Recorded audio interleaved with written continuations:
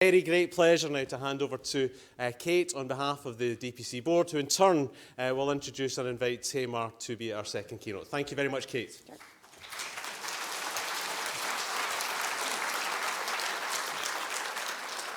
So, Mat and Va, which if I said that correctly is Gaelic for good morning. And thank you for coming to day 3 of iPres here in the fair city of Glasgow that I like the best. This is the 3rd visit here for me, and I know it won't be the last. I'm Kate Murray from the Library of Congress, and also a member of the DPC Executive Board. It is my great pleasure to introduce a fellow Washingtonian, not only to iPres, but to our digital preservation community, Tamar Evangelestia-Dougherty. Tamar is the inaugural director of the recently integrated Smithsonian Libraries and Archives, which contains nearly 3 million library volumes and 44,000 cubic feet of archival materials, chronicling the history of the Smithsonian going back to its founding more than 175 years ago. So it's fair to say that she is in charge of lots of complex, moving, and changeable parts, and she's well suited for the challenge. Drawing on her previous experiences at Cornell University, where she was the Associate University Librarian, at New York Public Library's Schomburg Center for Research in Black Culture, and the University of Chicago's Black Metropolis Research Consortium. The impressive list goes on. Today, she's here to share with us her own experience as a community archives advocate and explore issues with viable sustainability, civic responsibility, support for meaningful empowerment, capacity building, and effective community engagement. Please join me in welcoming Tamar to the stage.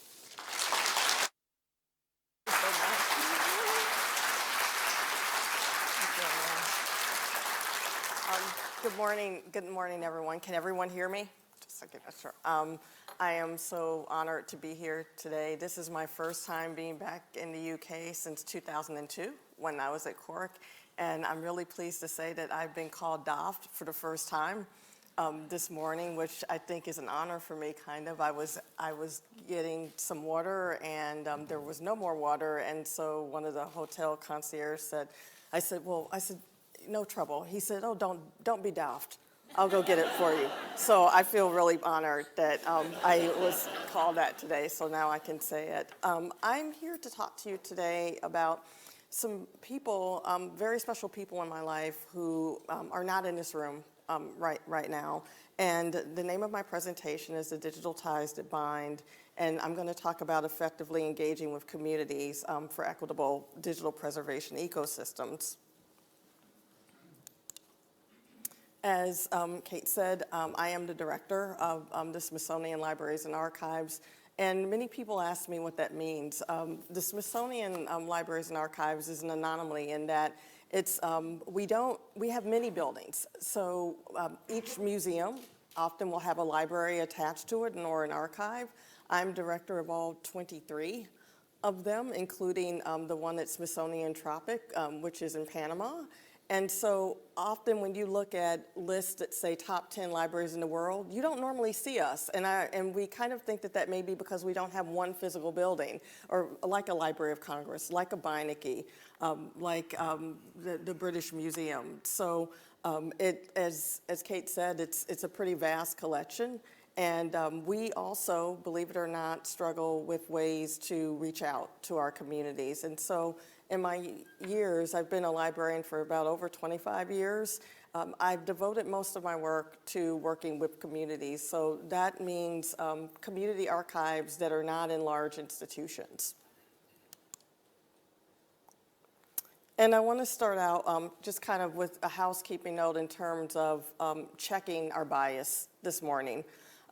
When it comes to centering equity and inclusion within our digital ecosystems, every library, archive, and museum has a cultural construction of what equity means to them, with underlying biases and power structures that go along. These power structures and biases drive the decisions that we make around who we consider equals and collaborators in digital preservations. I've worked with some libraries who I think, frankly, do a better job at reaching out to communities, and others not so much. This is the dynamic that we always need to interrogate when we're undertaking this work within the framework of digital equity. So since in America, the tragic death of George Floyd, we saw a lot of efforts around being what I call woke, bringing more collections of color, digitizing more collections of color. And what I'm saying is, if you think that simply acquiring these materials or implementing increased digitization efforts around them is that you're now anti-racist, woke, or decolonized, you're wrong. There's much more to that. You're not helping equity, you're killing it softly. And nothing is really radical about inclusive digital preservation when it's the right thing to do. And I'm going to be a bit bold this morning and say something about the word radical. We hear a lot about radical librarianship, radical empathy, radical this, radical that. Really, radical is not that radical. It's the shit you should be doing anyway. So let's look at that term and kind of like break it down a little bit, because often when you see things such as acknowledgement notes, at the beginning of Zoom meetings and things, it's acknowledging that something was taken from a community. It's just saying you stole some stuff from them. It's really not repairing it. So I'm going to talk about ways that we can really have action around these sentiments. And you see here a word cluster of many things that digital preservation means to you. And I've been walking about during the conference, listening to your conversations, and there's a lot of big words that you use, like even sustainability, that some people in community archives, that doesn't really mean a lot to them. You know, underrepresented, acquisitions, preservation. And often the reality is that when someone in community archives is seeing digital preservation, it's not actually neutral to them. So can we all say together, digital preservation is not neutral? Preservation is not neutral. The inspiration for this talk was really, and this talk is dedicated to a woman named Pauline Polly Murray. She was an African-American civil rights activist and lawyer, first woman and African-American to become an Episcopal priest. She self-described as having an inverted sex instinct, therefore they have retroactively been classified as transgender. It's her. And you can see she was one of the first to graduate from Howard University School of Law. And the quote that inspired this talk was, she said, "True community is based upon equality, mutuality, and reciprocity. It affirms the richness of individual diversity as well as the common human ties that bind us together." Also, another person informed this talk. You may recognize it's me when I was only 10 years old, which much frizzier hair. This was a very special Christmas for me. I was homeless at the time, and we were given gifts. And you can't see it very well, but if you look here, this is an Atari 2600. And for me, that was digital equity, because all of my friends had them. I actually went to a school in Oak Park, Illinois, where it was mostly white children. I was one of the few black children, and everyone had MTV, because I know yesterday the National Librarian's talk was about video killed a radio star. It didn't mean anything to me because I didn't have MTV. We couldn't afford it. And so when I got this Atari 2600, I felt as though I was on an even playing field with my peers. But I was a little bit afraid also. And that's because I knew that was on the beginning of something else, meaning if I got the Atari 2600, I would have to buy more things and video games. And so if any of you remember this is a video game called Pitfall that was from Activision. Anyone out there remember this game, or am I the only old dinosaur here? And I played this game again and again and again because why? We couldn't afford cartridges. So it was the only one I could afford. And then my hopes were dashed because within 6 months, Atari came out with the 5200. And once again, I felt as though I was not on the even playing field with my friends because they all had this new, slicker model version. So I kind of felt like this.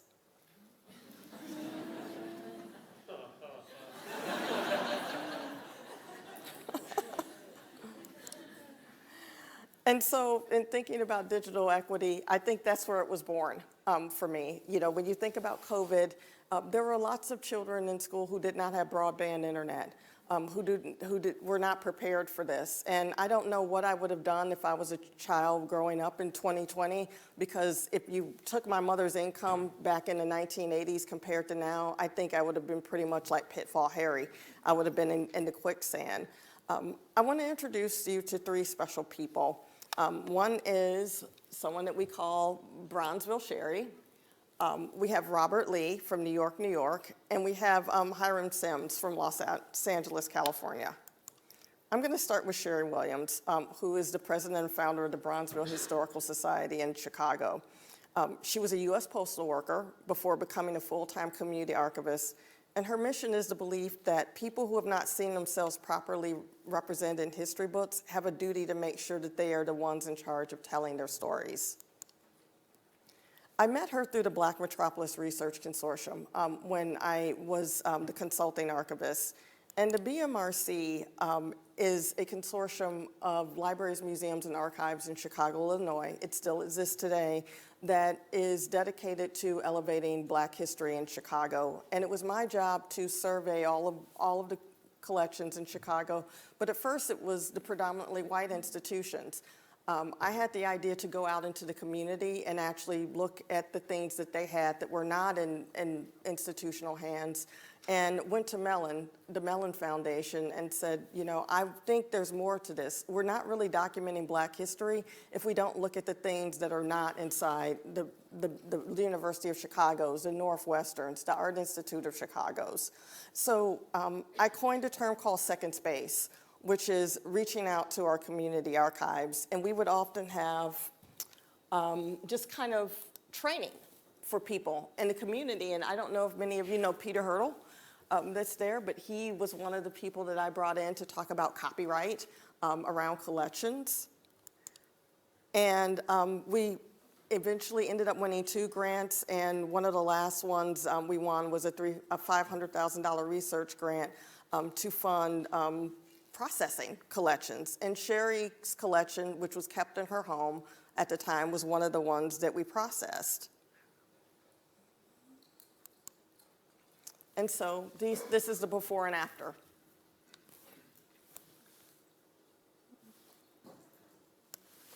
One of the things the Mellon Foundation asked me is, why should we survey things that will never be in an actual repository? And so one of the negotiations we made was for there to be a dark archive of these things and have digital surrogates.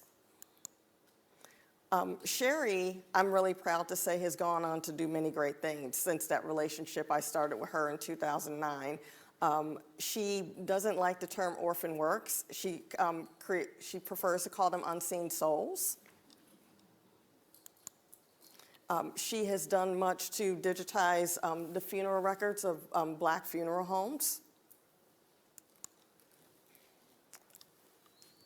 She's a bit of a reenactor. And she also wrote a book, Bronzeville Black Chicago. And recently she won a Mosaic Award. And I'm pleased to say she has decided to go on, and she has got her MLS degree now. And also a fellow of the Audubon Society. She connected people's stories to nature, and so it's called Migration Stories. So she gives tours, walk-along tours in Bronzeville, Chicago, and kind of relates the story of Black migration from the South to birds. The second one is Robert Lee, Executive Director of the Asian American Arts Center. And he founded this in 1974, and it's one of the earliest Asian American community organizations in the United States, and initiated the first archive for Asian American artists. Robert is very proud of the fact that his parents came over as Chinese immigrants to to work in Chinese laundry. And if you look at his shirt, he always wears this shirt, which I think is really adorable, with clothes on a clothesline.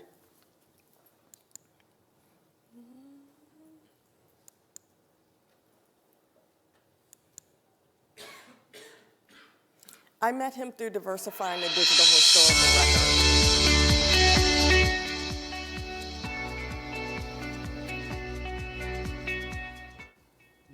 of this project, diversifying the digital historical record, was to take a look at the role of community archives in the larger national digital platform. We have these 4 forums, first in Los Angeles, then New Orleans, then in Evanston, Chicago, and now here in New York City. And each of these forums really have the local community and the local community archives represented so well.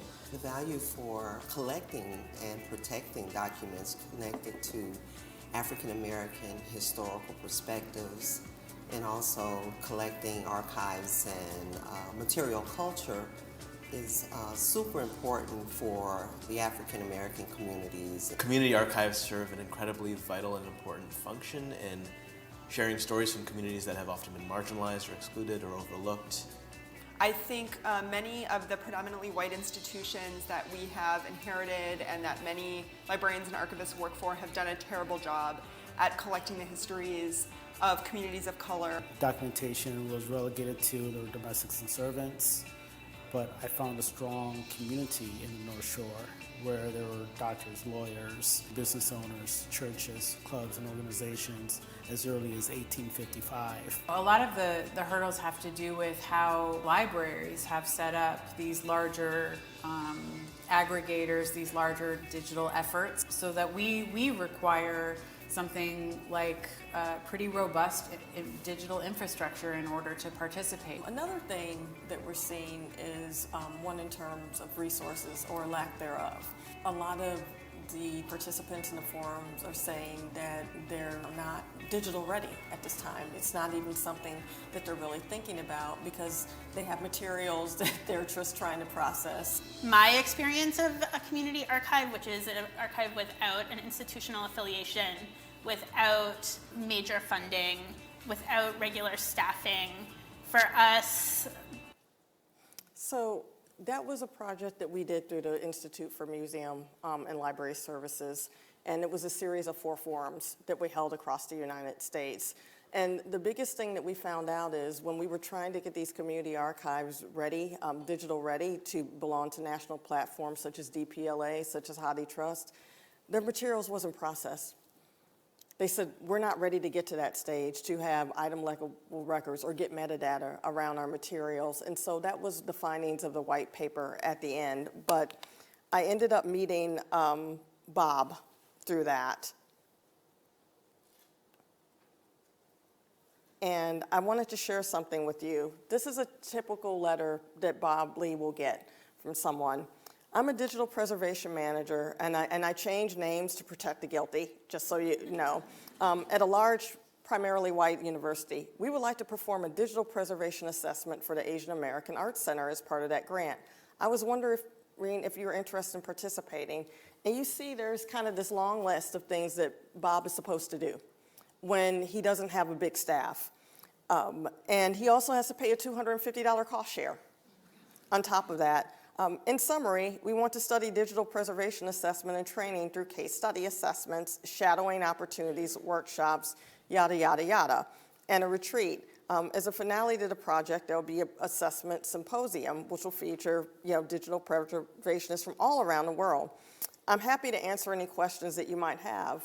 Now, do you see how this kind of puts Bob in a certain position? Not having many people working in his shop. And so he wrote to me and asked me for advice about what he said. I don't know how to respond to this. I don't have time. In fact, I don't have storage. I can't participate. So he ended up writing to the person and saying, I just can't participate in this. I don't have the infrastructure or capacity, and I also don't have the capacity to write grants. Bob, of all the people I know in community archives, is the one I'm a little bit worried about more so because he has had a fraught relationship with a lot of digital preservationists, but I'm pleased to say there is a digital archive now for what he has that's up. But he was particularly a bit afraid about this endeavor, which was the virtual Asian American Art Museum. And you see many partners here, the Getty, NYU, the Smithsonian even, the Japanese American Service Committee in Chicago. And so I kind of want to give you a sense of their frustration. So I kind of took some quotes. They always ask me, why are digital preservation people so myopic? There's a lack of inclusion, there's a duplication of their work. And this is what Bob said in response to the other effort I just showed you. If we could get one of their team institutions to call us for inclusion, he felt that he felt his work, his life work had been replicated on a vast scale, and they were excluded from participating. He feels there's no respect for his labor. He said, we would at least like to be recognized for what we've done, even if we're not invited to participate. We use older coding language, and this poses an obstacle to our future. He said it's exciting. It's great that other people are doing things. It's great that you guys are doing these things, but you could have at least included community archives. And I asked him just 3 days ago, I said, how are things going? I told him I was doing this talk. He said, honestly, I haven't applied for grants now for a number of years in an effort to slow down and retire. I'm pulled in both directions. It seems there is no backing away from this field at a time when I don't feel the capacity to continue. I don't believe there's much support for an older community organization, regardless of the resources that it had accumulated. So they feel invisible. Sherry, she said there's too many paywalls. It means digital preservation means greater access, but unfortunately many institutions still have these paywalls and restrictive barriers. You always have to go through a university or a college portal. She's now going to the state of Illinois archives to get more of her things posted, but it's always having to partner with someone else who doesn't necessarily always make them feel included in the process. She also, oh, that's what she said before, my bad. The last one I'm going to talk about is Hiram Sims from Los Angeles, California. His facility is new, 2020. It opened in response to transitory poetry scene. He started this library in a suitcase, going around with his poems of people in the community, and now it has grown to this, the Sims Library of Poetry in Inglewood, California. I like the fact that he has made it a very communal space. I really love the writing room where someone can go into this room and just kind of close the door and meditate and be with themselves so they can write poetry. Here you'll see that these are all flyers from poetry jams that he collects, and he eventually wants to make it a wallpaper for the entire library. And he had community artists do murals, such as this one with Poetry Lives Here. This one as well, which is a quote from Langston Hughes that says, hold fast to your dreams, for when dreams go, life is a barren field covered with snow. I asked him what did digital preservation mean to him. He said he would really like to expand to curate archives of poets. He said it's a possibility, but how? I also like that he includes the community and just his documenting. And so you see every week someone from the community can do a poem a week.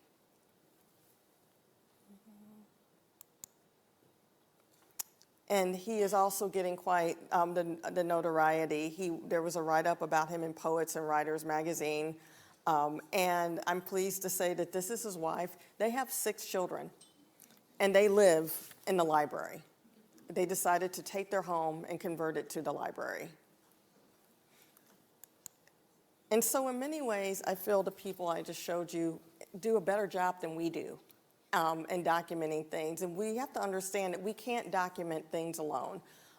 That's another reason why, digital preservation is not neutral. If we think that everyone in this room can document every piece of information about every nation, every race and society, we're very wrong. And so I talk about the ecosystem for woke collection and development and digital preservation. This is the wrong way to do things. When you kind of start out with thinking you're going to decolonize collections and adopt a local history focus that centers on community without actual inclusion of the community. Then you go down and you acquire lots of stuff. After the George Floyd incident, a lot of American institutions, especially predominantly white ones, we're going to buy more black stuff because that's going to solve the problem of systemic racism in our libraries. But then often we will see that there are black collections that they already have that they haven't processed, or they're not creating proper outreach for it. Cornell University, which is where I was before the Smithsonian, has one of the largest hip-hop collections. I went on record as saying I didn't necessarily believe that Cornell should have that collection because there's really nothing about Ithaca, New York that speaks to hip-hop to me. And so those collections a lot of times are taken out of their community and extracted and taken to places where they don't really have the context that they would have had they been centered in their communities. And so also another effort is let's digitize lots of woke stuff, lots of POC stuff. That also doesn't mean that you're necessarily decentering racism in your collections. And that leads to curatorial appropriation and digital inequity and inclusion. And you can see, the flow chart kind of just loops around. Other common missteps is curatorial blackface. When I was a curator at Columbia, I was the Lehman curator for Judaica and political history. I was asked to go along on a donor call to see the Amiri Baraka papers. I'm not an African Americanist. I don't have a degree in African American history. Why do you need me to go?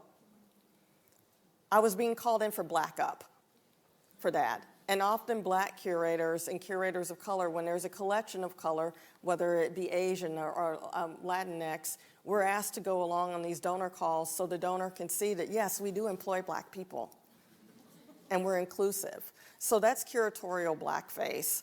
There's also helicopter digital preservation outreach where you kind of just hover or float above the community and you're not authentically engaging them on a consistent basis. You know, helicopters make a lot of noise, they make a lot of wind, but a lot of times they don't ever touch the ground. And so often what you'll hear is there was someone who interviewed me or asked me for my collections from the university. Once they got the collections, you never hear back from them. Once the grant is over, you never hear back from them. And that leads to curatorial ghosting.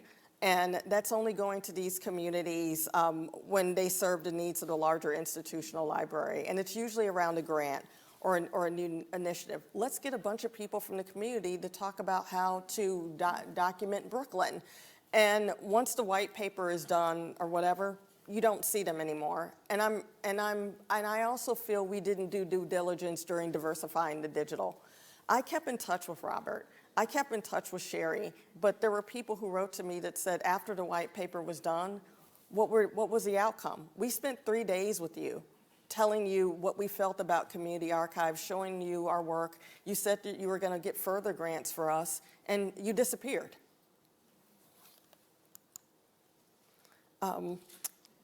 When you launch digital preservation initiatives to build relationships with community archives, you need to look at this as a shared preservation and access concerns together.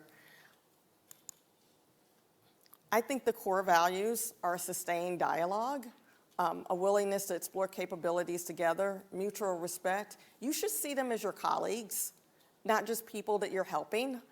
There should be transparency. If you don't have the money, the funding to go on past a grant, I would say that to them. I wouldn't promise things that you can't deliver. And you need to have empathy for them. Understand that for many of these people, this is their life work. They've given up time with their family. They've given up space in their home to create these archives. And they sometimes get a little bit of founder syndrome. Don't just go to them and say, you know, I really think we can take better care of this than you can. What I try to do is I try to give them tools and training so that they can learn how to do encoded description, so that they can learn what MPLP is. And I'm sorry to say a lot of them couldn't be at this conference today. They were happy that I was speaking. They couldn't afford it, not even online. So let's create more opportunities for them so that they can apply for fellowships to come here. And this goes to funders such as Mellon and Clear and Arcadia Fund. You need to have a way that community archives can apply for a grant without it being a daunting 50-page document when they don't have the resources to actually spend time writing that. What am I doing? I try to get better year after year. At Cornell, I'm pleased to say that we did repatriate the Fidelia Fielding Diaries back to the Mohegan tribe. I always talk about looking back to move forward because I even have to challenge biases in myself. Just because I'm a black woman, it doesn't mean that I don't hold my own personal biases about things. I was one of the people who used to think, you know, maybe some of this would be better in a larger institution where it could get to more people. But I learned over the years the value of connecting with these communities. What are we doing at the Smithsonian? We could do better. We have a consortium that is based on digitizing materials related to biodiversity heritage. We call it BHL. And we do talk about decolonizing and becoming more global and uplifting that. But I was surprised that the Smithsonian Libraries didn't do more outreach with the communities in the DC area. I tell my staff that my vision for Smithsonian Libraries is not neutral.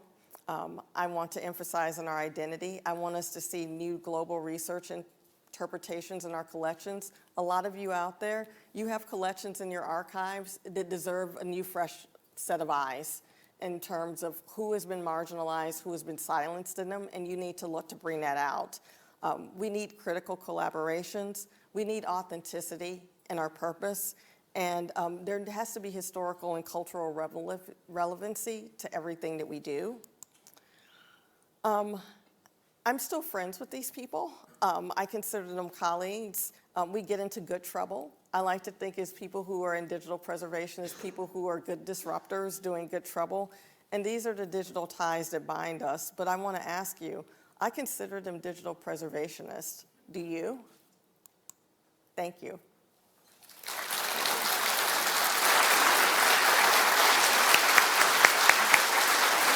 You're not going anywhere. Go back to that.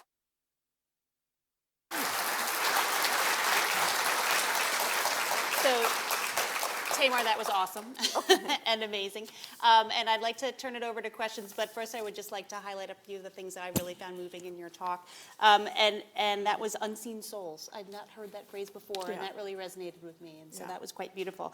I also was really interested in the funeral home digitization records because that's a really unique insight into a community life that I really had not considered before. So that was really quite exciting for me. So I'd like to open it up to the floor. Who has questions for Tamar? We must have questions for Tamar. So could you talk a little bit more about how you would think, while y'all think of questions, about how we could more actively engage with the communities in the way that you have? You specifically said the Smithsonian has not had a big outreach in the DC community. I know you're new to Washington, and there are many federal institutions like my own, like NARA, that are there, and many others that are here today. Could you talk a little bit about what that vision might look like for a local engagement? And the Smithsonian is so large, you know, obviously. I have worked at a lot of Ivy League institutions, Harvard, Yale, Princeton, Columbia, Cornell. I've been to almost every one. What I try to do, and I know that there are people from the Bodleian, I've seen a lot of people from National Archives. We can't help the places we work all the time, but we can use our agency in these institutions to reach out to these communities, and that's what I've done. I think the hardest job I had was the BMRC, working for the Black Metropolis Research Center in at the University of Chicago. The University of Chicago has been known for encroaching upon land in the Woodlawn community and kind of forcing the Black community out. When I first started going into the community and saying that I would like to help you archive your collections, I got a lot of really hostile responses. In fact, there was a person who spit in my face and called me a Black elitist when I came in. And I just had to, I wasn't expecting that because I'm a native Chicagoan. I grew up poor in Chicago, but when I had that badge of University of Chicago, that was an immediate barrier. It took a lot of salons. It took a lot of poetry readings. It took a lot of seminars. It took a lot of food to lure them in. And finally they saw, okay, she's trying to help us with these tools. And so instead of going in, such as the email that I showed you, I want you to participate in this assessment, give something to them, such as training, to kind of just show that, I'm not here to take something, your time or your labor. I'm here to give you something. You and I had a conversation previously about the Black Lives Matter collections and posters that had been up all over DC. And we think one of our institutions has them. We're not exactly sure which one. Right. But I would be curious to see how we can further engage with that group, because I'm not sure, or that collection and the community around it, because I'm not sure a lot of that was done when those were ingested into either one of ours. So, Right. I mean, that's like a concrete point of action that we could take amongst ourselves, to not just the two of us, all of y'all will come with us to do that. So who else has a question for Tamar? I see Mickey up there. Mickey, can you? I chose the least convenient person in the inner part up in the... Thank you for that very important and mind-blowing keynote. I have a question. If we want to interact more with community archives, are you aware if there's a network amongst community archives that can be used as a form of multiplicator? So if, let's say for Premise, for example, we would want to do a workshop specifically for these kind of groups, we could contact that? That's a really good question. No, unless I'm wrong, I think no. It usually, in my experience, when you've seen them mostly all together is when we have something such as diversifying the digital. And even that comes from people that we know. It's word of mouth of how people get invited there. I mean, for example, in Chicago, there's really one great archive called the Gerber Hart Archive that's devoted to LGBTQ materials that is a nonprofit and runs on their own. If everyone knows Gerber Hart, yes, they would get invited to this, but there's still those people, and I think maybe all of you know them, people in your communities who are just collecting stuff in their homes. Those are the ones that can kind of fall through the cracks a lot of times. I will say that the ones that I showcase to you are ones that have a physical location of some kind. And Sherry is a remarkable example in that she has been able to just get funding more and more, but she does credit the BMRC with us kind of getting her out there and elevating her cause. And so I'm trying to do the same for Hiram Sims for the Library of Poetry, because right now he's just asking for donations of $5 here and there, but I think it's an extraordinary story. But I think your question is good. I think we should do that. I think there should be some kind of network for them, but understand a lot of them consider themselves anti-establishment. Right. So they might see that organized effort as being more elitism and letting them, they'll lose their kind of exclusivity, I guess.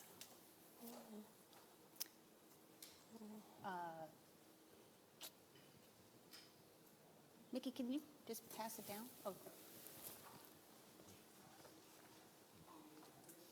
That's fine. We'll get you next. Go ahead. Just for those in the UK, to answer Mickey's question directly, there's an organisation called the Community Archives and Heritage Group, which is a self-created organisation. I just Googled it. It's online. Thank you.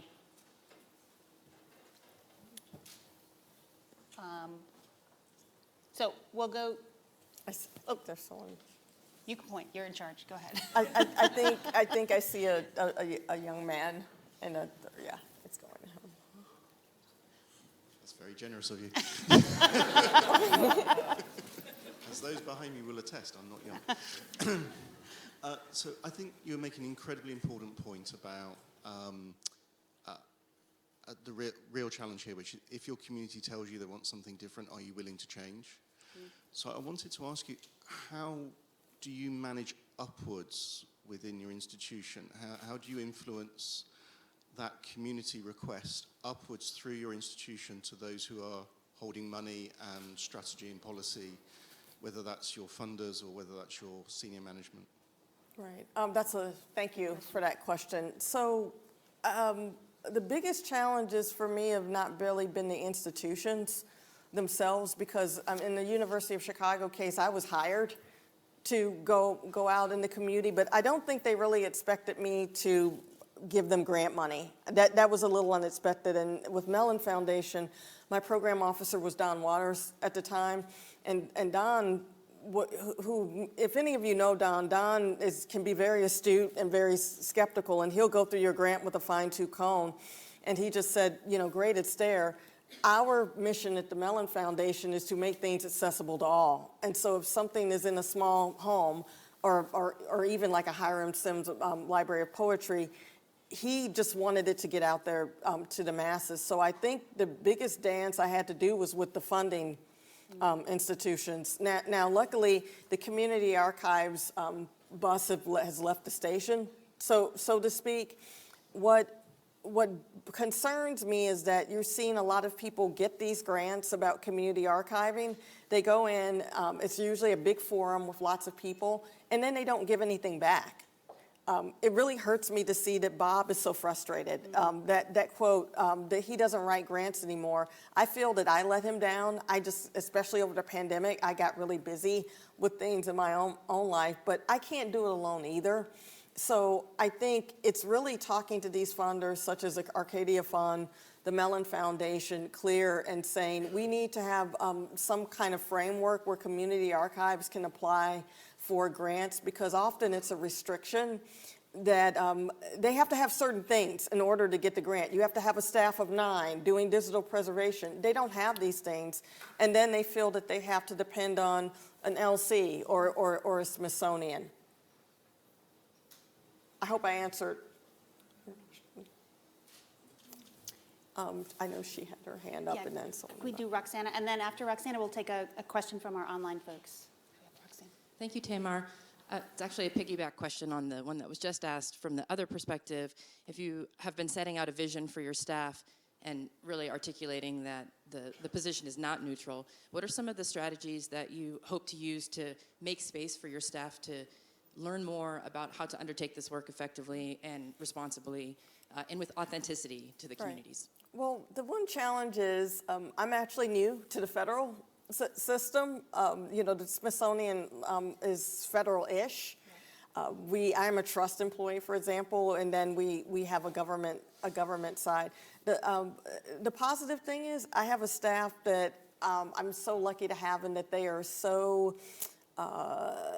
They want to do these things. They want to embed DEAI work in everything they do. They want more opportunities to come out and meet all of you and be in the community.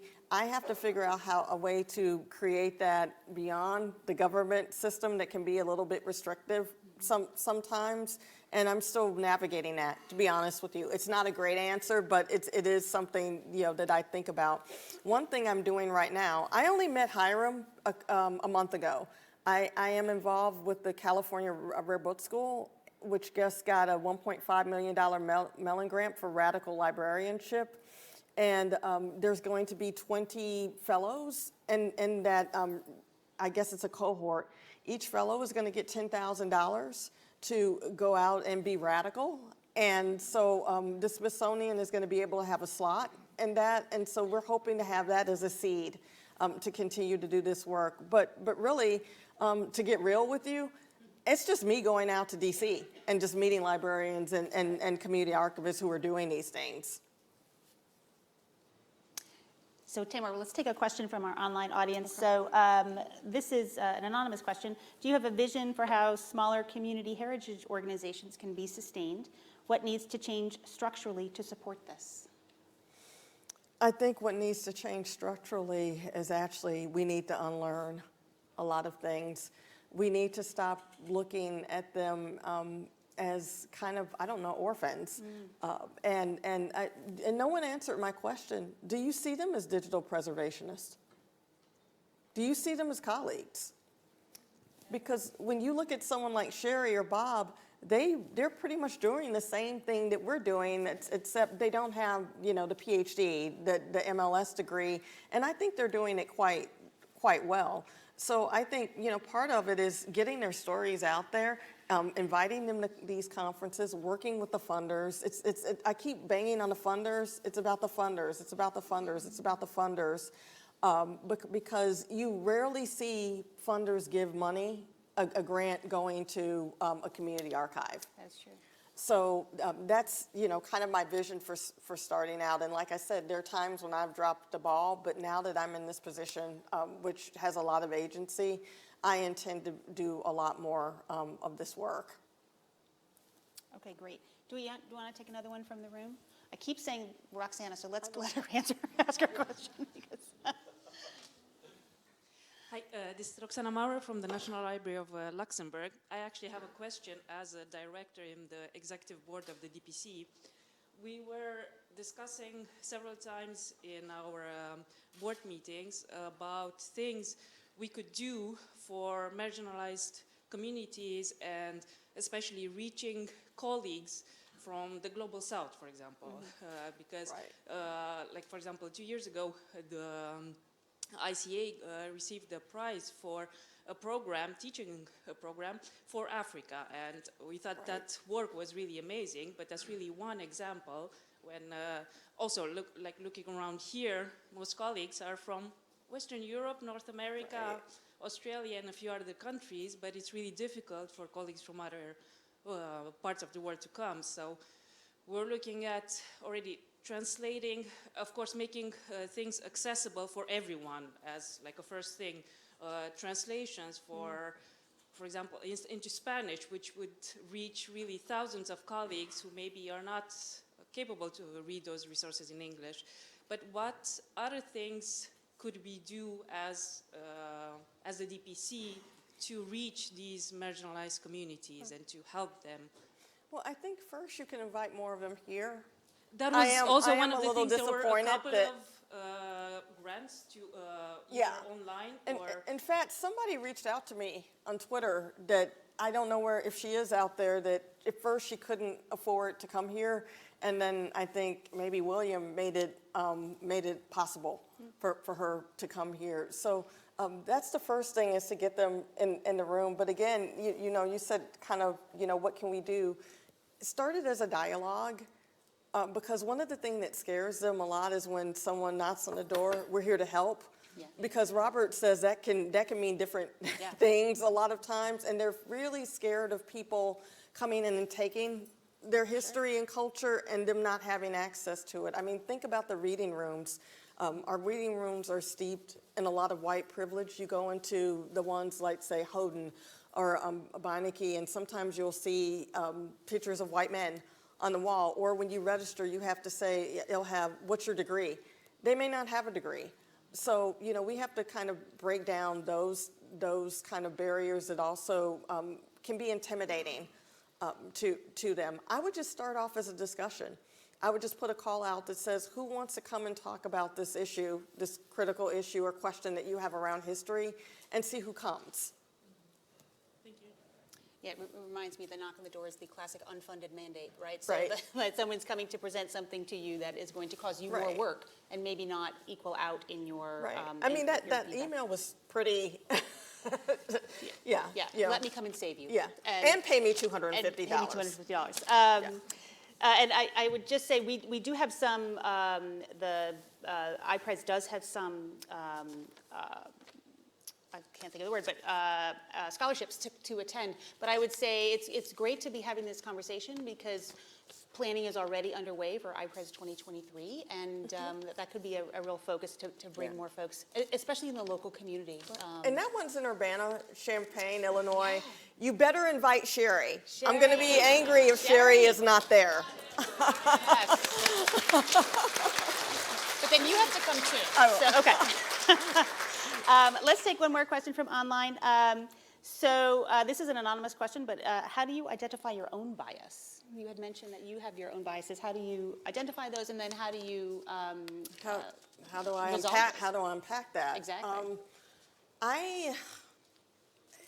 At first, I was of the mind that we could do a better job of keeping these histories at places like Columbia or Harvard.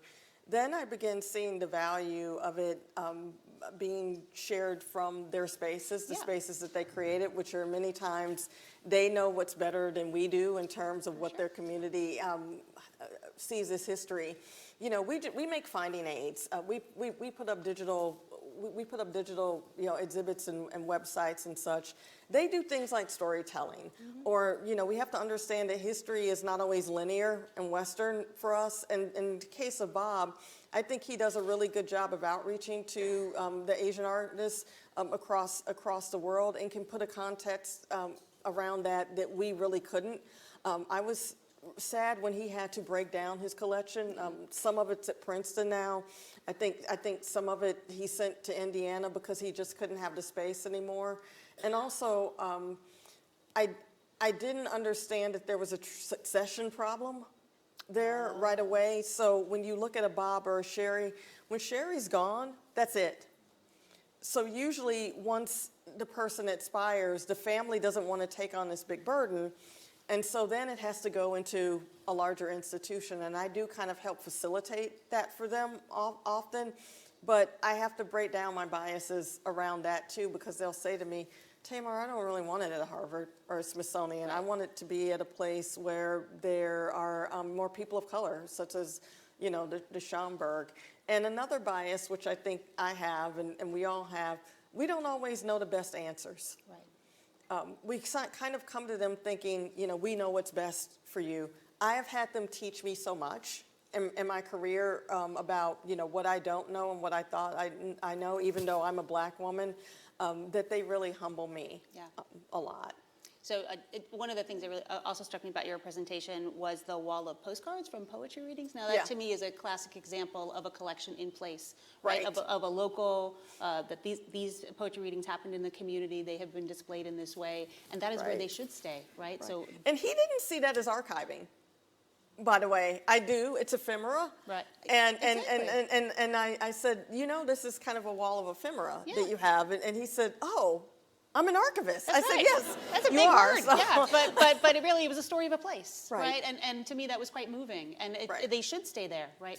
You know, taking them down and putting them in you know, in a box, it's going to tell a different story. And I will say, he kept the suitcase too. So I was explaining to him that the suitcase is also archival and material culture related to his story. Yeah, yeah. So what other questions do we have for Tamar? I see one right there in the red maroonish shirt, also a young man. We're just going to be complimenting everyone that we can't really see back there. Hello, Daniel from the National Library of Norway. I just had a question of what's your idea for organizations that already maybe have collected from some community like LGBT or from some racial community, how to make it more visible or accessible to those people without trying to seem like we are forcefully woke, we want to include them without much of forethought to that. Are you referring to a collection that's in your repository that's a community-based collection? Yes. Already? So I think that would be analogous to the Cornell situation with the hip-hop, with the hip-hop collections. Often, I'm going to ask you a frank question. Have you received any concerns or complaints from the community that they don't feel that the collection is accessible? Not myself. I'm just a lonely developer, but also don't know of how much we have of those collections. It's more of a rhetorical question for me. Right. So I've seen both cases where we received, you know, kind of input that you have these collections and you're not, you know, making them, you know, widely accessible to the communities. You know, in the case of Cornell, I don't think I'm wrong in sharing this. There was one hip-hop artist who actually wanted to pay Cornell to get the collection back. So Cornell bought the collection. He then, 10 years later, had second thoughts and wanted it more closely connected with the black community and offered to pay Cornell money to get it back. I don't know where that lies yet. I think it's just, first of all, before you take it, decide if you're the one who should be doing this. If you do, because sometimes the community will come to you and they will feel that you're the correct repository. Always make sure that you maintain and sustain contact. Build programming around it that makes them feel included. And it doesn't help to have them help you do metadata. You know, often you'll hear archivists say, oh God, I have this donor, She wants to see what I'm doing with the finding aid. You know, she kind of wants to hover. I'm okay with that because they can see things that I don't see in the collection, but I would have a robust outreach program with the community, because don't forget, they're still producing records. There's still knowledge production going on there, and you would want to be there to facilitate it, to keep the collection new and fresh. Thank you. So a follow-up, that was a great segue to this next online question from Tammy Trope. A powerful presentation, thank you. Logistical question: how do we help folks structure data or create metadata while respecting folk data ways knowledge organizations? So basically, how could we help folks, who don't have an MLS, who don't have specific training, to create metadata that's useful for them and in an approachable way that has a low barrier for entry? I think that's where the training comes in. Okay. I mean, one of the biggest things you can do to help is what I did with the BMRC is I had a series called A Gathering Place for the Second Space, where I would bring in Peter Hurdle. Mark Green, the late Mark Green, who was my mentor, actually came in and talked about appraisal and what that means. Because often they would come to us with newspaper clippings, which are the bane of existence for some archives, or they would come with 25 Ebony Jet magazines thinking that this is archival. Right. And so they would get mad at repositories for not taking them, and we had to explain to them what an archival document actually was, what does digital preservation means. MPLP, more product, less process, was very divisive in the Black community because and we had to use it in the BMRC. Mellon and Clear dictated that we use MPLP to process. They wondered if that meant that they were being marginalized, because why are you processing our collections quick and dirty, but the white collections are getting item level cataloging. So Mark Green came in and he explained it to them, and then they began to understand about it. So I would just set up those trainings because your labor, your expertise is valuable. Understand that theirs is too, and just see it as a mutual dialogue. For sure, for sure. Thank you. I saw some additional hands in the room. Oh. Thank you for a very interesting presentation, first of all.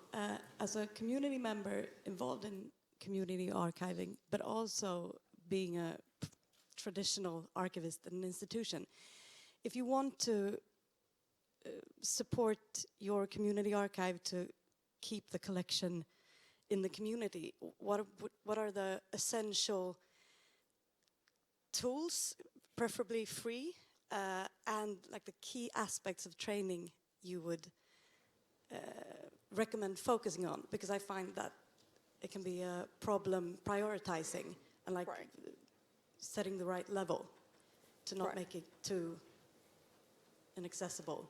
And one of the things, technical aspects, especially. Sorry. Right. One of the things the Mellon grant. So the first grant was a planning grant. I think it was about $90,000. And what I did with that was created a series of focus groups with people from the community to ask them what training that they wanted to have around it. I was really surprised, and here comes another bias, to see that they had all, actually a lot of them had created their own cataloging systems that were pretty good, and a lot of them had bought AACR2 and things like that. So they would go and buy library literature or get the American Archivist and kind of try to unpack it on their own. And so that's one of the things is I would ask, what training do you feel that you need around metadata? And again, a lot of these words, they don't use the same words that we would. So for metadata, that's not what they would say. They would often just say catalog stuff, like descriptors or keywords or things like that. And then I would just keep a series of courses. Often I would volunteer and go process on my off days for them. And we would find that therapeutic too, and they would be alongside us and give us tips on what we were seeing. But it's really establishing a relationship. I consider these people friends now and colleagues, and I think that's because after a while they stopped seeing me as the librarian from the big white scary university and saw me as Tamar. And I also had to be vulnerable and tell my own story, as you saw when I shared with you that I was homeless. I was being vulnerable there, and they kind of respected, okay, so, you know, she came from this background. Just because she works at Columbia University of Chicago, it doesn't mean that that's all to who she is. Right. And I've been meeting all of you this week. You guys have a lot of really wonderful layers inside of you. The one thing I really like about this conference is there's a lot of heart here. Everyone here, I think, wants to do the right thing. And so I just hope to come to you today to show you that you have so much to give to the people in the communities. And because I'm not from the UK, I'm American, I don't really know how many local or community archives are here, but I bet they're out there. I bet you all know somebody who's collecting. Can you raise your hands? How many of you do know institutions like this? Okay.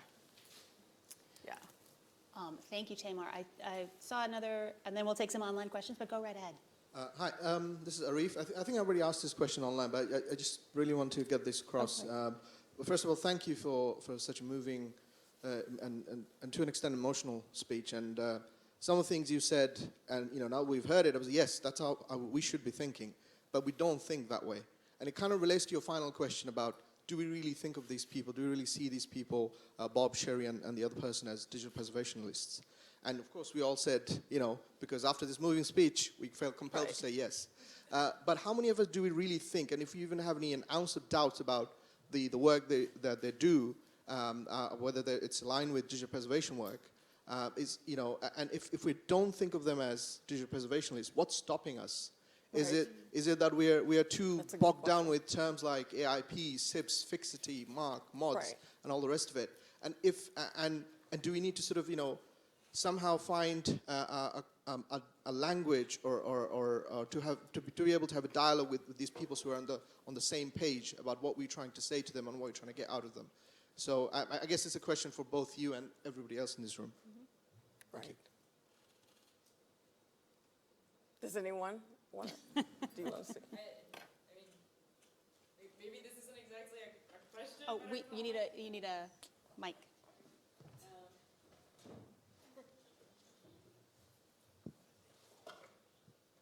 But so, I mean, I come from a community archive background. Like, I worked in an archive of the women's movement in Austria for several years before my current job. And maybe, do you hire community archivists? Yes. You know, do you, like, if a community archivist applies for a job, do you take that person seriously? I think you should, you know?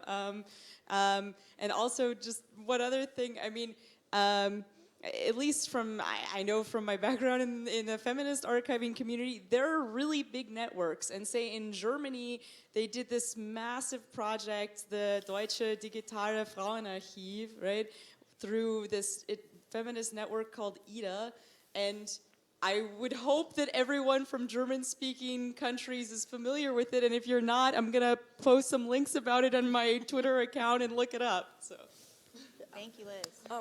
And I wanted to say, too, one thing that has hurt community archives that is weird in that it empowered us, there's a lot of precarious work that goes on. Absolutely. And rare books and special collections in particular, and I'm sure digital preservation, these term positions that are grant funded, we kind of had a backlash in the United States against posting unpaid internships. Right. That has had a repercussion of hurting community archives because they normally can't afford an intern. So I'm still trying to figure out a way to deal with that because Sherry lost interns and so did Bob and Hiram. So if you are trying to help them, also think of ways that you could create a stipend or something that will allow them to take on an intern that is paid. Or a volunteer that is paid. That would help out greatly. It's like an unintended consequence of a good intention, right? We want to make sure interns get paid, but then it has a trickle-down effect that we didn't anticipate. Right. So yeah, that's a good thing to keep in mind. Just a few more online questions here. And you have already addressed this one, but if you want to add any more. In my experience, this is anonymous, in my experience, a lot of initiatives of structural change get blocked by management. Do you perhaps have advice on how to advocate for change to management? So you've already spoke a little bit about the trickle-up theory and how you can, but do you have anything else to add to that, or you feel like this is? You have to make them think it makes them look good. Oh, yeah. In the case of the BMRC at the University of Chicago, U of C knew that they didn't have the best relationship with the black community. BMRC is still there, being sustained all of these years. I'm probably going to get in trouble about this later, but this is a theory that we had, is that the University of Chicago kept the BMRC around because we were living on soft money. I didn't know from year to year if I would have a job at the BMRC, but I kept, it's pressure to write grants to help pay for your salary plus help the community. Because Barack Obama was from Chicago, University of Chicago was one of the sites being looked at for the Presidential Library, along with Hawaii and Columbia. A lot of us think that having the BMRC there was kind of advantageous for them. Because it kind of gave them that street cred, that we are working with the black community. I'm not saying what they were doing is disingenuous, but it was a plus. So you have to kind of, in our roles as managers, part of it is being savvy. Part of it is having to persuade, and you have to let them know. And it's not like we're casting a spell on you. It is good. Yeah. It is good. Yeah. But we have to, show the value. Absolutely. Thank you. So just from Helena Byrne, excellent presentation. Many longstanding community archives consent forms are missing for content. How do you advise to overcome this challenge for preservation? So I think the question is really that sometimes we don't have all of the robust provenance information that we may need. So how could we encourage community archives to provide us with information that we might need to process and make the collection. In terms of giving them, I think so. If Helena wants to write in and clarify that, that'd be great. But I think again, it's keeping them close and involved. I mean, as you saw from the pictures of the BMRC, we processed in her home. Mostly, most of the time we were there, they were there with us and would be able to give us a lot of insight with it. I also want to say it made us better professionals working with them. I think I'm just better. I'm more, I think more holistically about things, and I'm also willing to let go of some of my power. I want to use this position at the Smithsonian for good. Right. I know I have some Smithsonian colleagues here. Smithsonian recently, the National Museum of African American History and Culture, they're working with the Getty Research Institute on the Johnson publication collection, which is an Ebony Jet, which came out of Chicago. My mother worked as a model for Ebony. I was in the BMRC when we tried really hard to get that collection into the BMRC. They wouldn't join because they wanted to use it for profit. And a lot of times we can't work with organizations, by the way. Community archives are usually not archives that are for profit, selling things. So that was a barrier for us. But now that it's with the Smithsonian and the Getty, I'm getting a lot of questions from BMRC people. Why it may leave Chicago? Are they going to acknowledge our work? Are they going to acknowledge that there are orphan works in there? So, there's some implications around that, too. Yeah. So if I may summarize and quote Peter Parker, with great power comes great responsibility, right? Exactly. So we need to be mindful of that. So any more questions in the room? We have one or two left online. We have one right there. Sorry. Hi. Thank you so much. Great presentation. I work with a digital aggregator archive, and I think that in a lot of ways, this provides some opportunities to allow local organizations to maintain control of their physical materials while providing greater access. But in practice, this can often replicate some of the same problems where the original holders of the material don't have a lot of connection or control to the digital collections that are part of the aggregator site.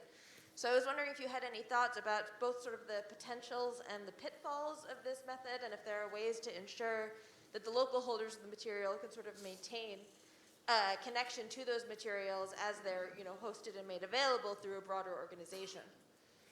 I'm sorry, come again. You're asking how can we, I guess, still have relationships? Yeah, I guess most of the materials, digital facsimiles of the materials have been made available through sort of a broader aggregator organization. Right. How do we ensure that the original holders of the materials, the communities that provided them, still maintain a connection to those digital materials as they're presented? Okay. So in the BMRC, we actually had committees. I mean, it's structured. It's quite robust, the structure of the BMRC. We would have, for instance, an AV committee or a digital preservation committee, where the people who, even if they had given a dark archive or a surrogate to a larger institution, would still have input on how, you know, it was being used. And because, like I said, we don't think of this, they're still producing records. I'm thinking of a good example. Our Alternative Roots is a community arts organization. I don't know if you heard of it. That is, I think it's based in New Orleans, but I appraised the collection, and the collection ended up going to the Amistad Research Center at Tulane in New Orleans. And Alternative Roots still keeps in contact with the Amistad as they're like putting the collection up. They're also still making records too. So there's that relationship, if that makes any sense. There's still additions coming in. I think it's that sustained communication that I was talking about. Just quickly, Bob also kind of suffered a trauma with, he gave part of the collection to NYU and did not know the finding aid was up. So I found the finding aid and I said, well, your finding aid says this. He said, they didn't even tell me that the finding aid was up. So sometimes you'll see a community archive break up their collection and give it to different institutions because they're mad at the first institution. I try to keep Bob from doing that because I think it's better for researchers when it's together. I wanted him to really work with NYU to make things better, but it ended up not happening that way. We have time for one last question. Hi, Peter from Preservica. I feel a bit reticent saying this from when we're a software supplier, we're here to help. But we do have a free product, which is ideal for the community people. It's free forever, no lock-in for small collections. So I'd love to see how we can support you. Okay, thank you. Thank you. So let's all please thank Tamar one last time. This was great. Thank you.